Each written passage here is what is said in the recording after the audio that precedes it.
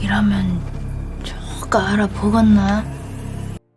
Oh Malsoon, a 74-year-old widow, lives with her son and his family.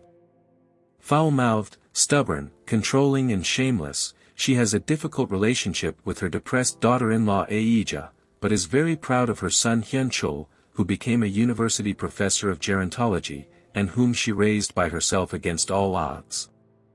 One day, Aija gets hospitalized after suddenly collapsing.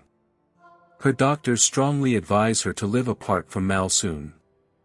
On the day she is told by her son that she is being sent to a nursing home, the dismayed Malsoon wanders the streets and comes across a mysterious photo studio that claims it captures the moments of one's youth.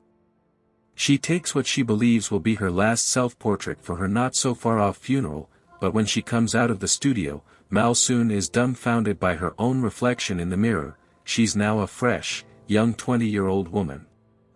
At first not knowing what to do, she hides from her family and soon ends up lodging with her fellow cafe shop worker who used to be a servant of her family. With no one recognizing her, Malsoon decides to make the most out of this once-in-a-lifetime opportunity.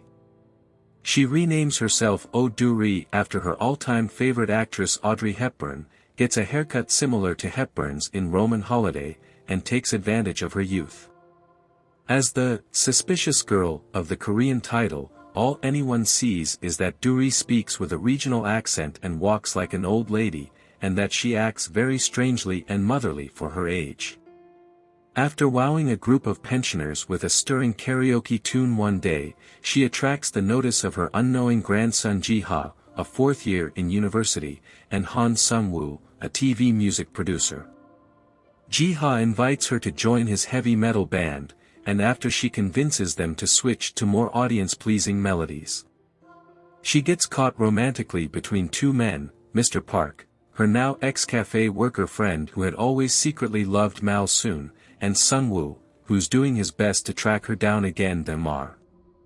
Park's daughter forces her out as she thinks Do-ri is scheming after his money and she takes refuge in Mr. Han's apartment.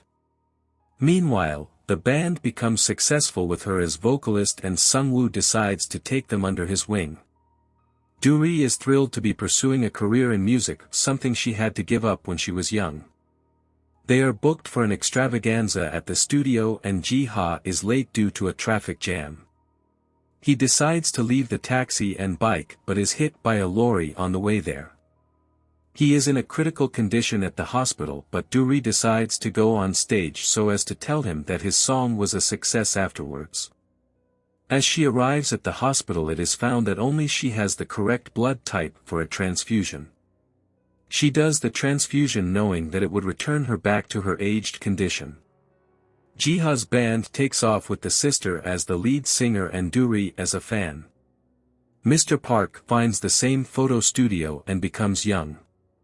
He picks her up at a bus stop and rides off bickering good-naturedly as they always do. Thanks for watching and subscribe for more.